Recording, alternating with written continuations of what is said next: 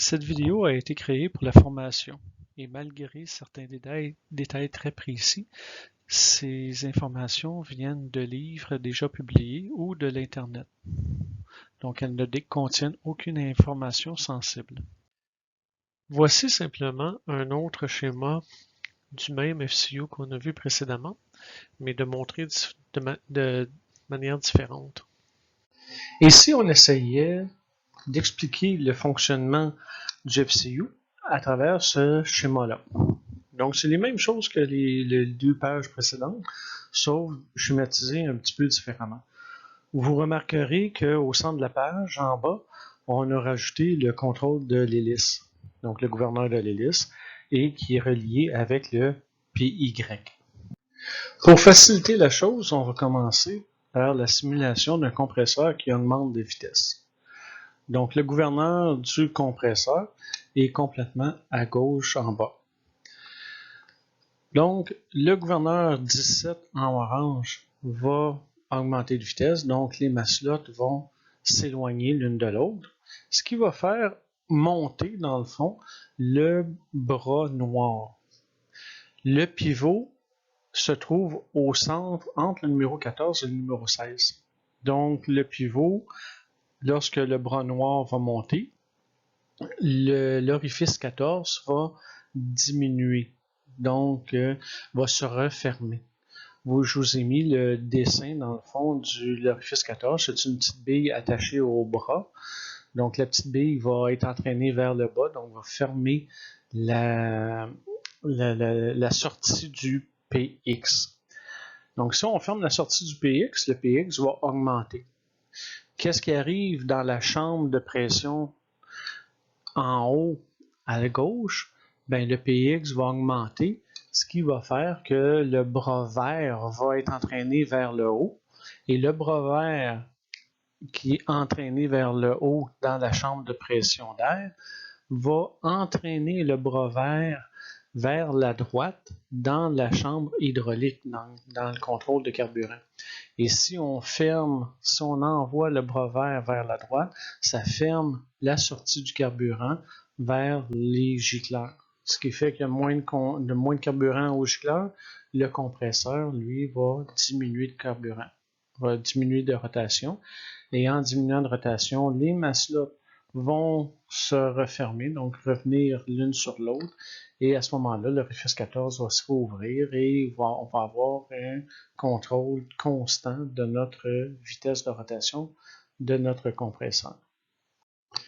OK, parfait pour le compresseur qui change de vitesse.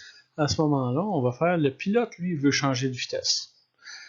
Donc, le PLA, c'est le numéro 12, une espèce de rouge purple. Là. Donc, le numéro 12, si on veut augmenter la vitesse, on doit baisser, dans le fond, le côté gauche du levier 12. Et en baissant le côté gauche, on augmente la tension sur le ressort numéro 15 et sur le ressort numéro 16. Le ressort numéro 15 va agir sur le PY. Donc, ce qu'il va faire, on voit notre pivot un petit peu plus à droite, ce qui va faire que le PY va se fermer. Donc, le PY va augmenter.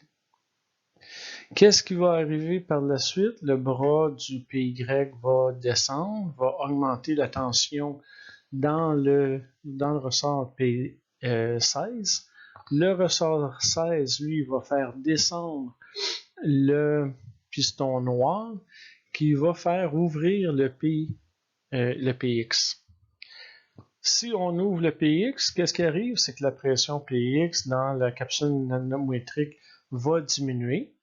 Si la pression PX diminue et le PY augmente, ben le bras vert dans cette capsule-là va baisser. Si le bras vert baisse dans la capsule nanométrique, ben le bras vert du côté du carburant va lui s'en aller vers la gauche et à ce moment-là, ouvrir la sortie du carburant et laisser passer plus de carburant vers les gicleurs et notre moteur va augmenter de vitesse. Et voilà comment le pilote peut augmenter ou réduire sa vitesse, mais il le fait tout le temps avec le contrôle d'air et non pas directement avec le contrôle de carburant. C'est un moyen que les ingénieurs de Pratt & Whitney ont décidé d'agir pour le contrôle de carburant. C'est des petits détails, mais pourquoi les ingénieurs ont contrôlé le carburant à travers la pression P3 au lieu de directement dans le contrôle de carburant? Ben, à cause des pressions. Hein, on a besoin, pas on a besoin, mais dans le côté carburant, on a une pression jusqu'à 1000 psi. Tandis que dans le P3, la pression est au maximum 250 psi. Donc, les composantes du côté pneumatique vont être beaucoup plus petites que celles du côté hydraulique. Et à ce moment-là, plus petite veut dire moins de poids, veut dire plus d'efficacité. Donc, on va regarder maintenant par rapport à l'hélice. Si l'hélice augmente de vitesse, pour une raison X ou Y, donc les maslots du gouverneur, qui se trouvent dans le centre de notre schéma, vont s'éloigner. Les maslots, en s'éloignant, vont faire monter le petit piston noir et le petit piston noir va entraîner le bras 24 vers le haut. On voit le pivot un petit peu à gauche du 24. Ce qui va faire que le bras vert va baisser du côté gauche complètement.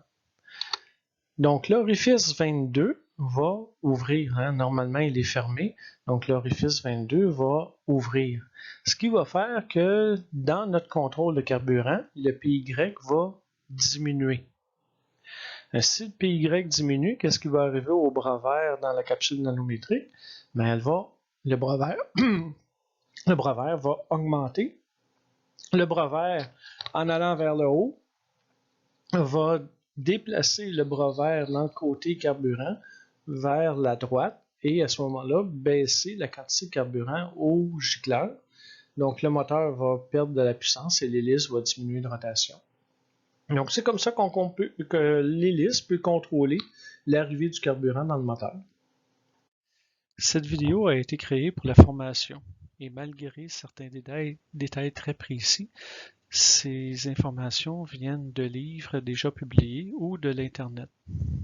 Donc, elles ne contiennent aucune information sensible.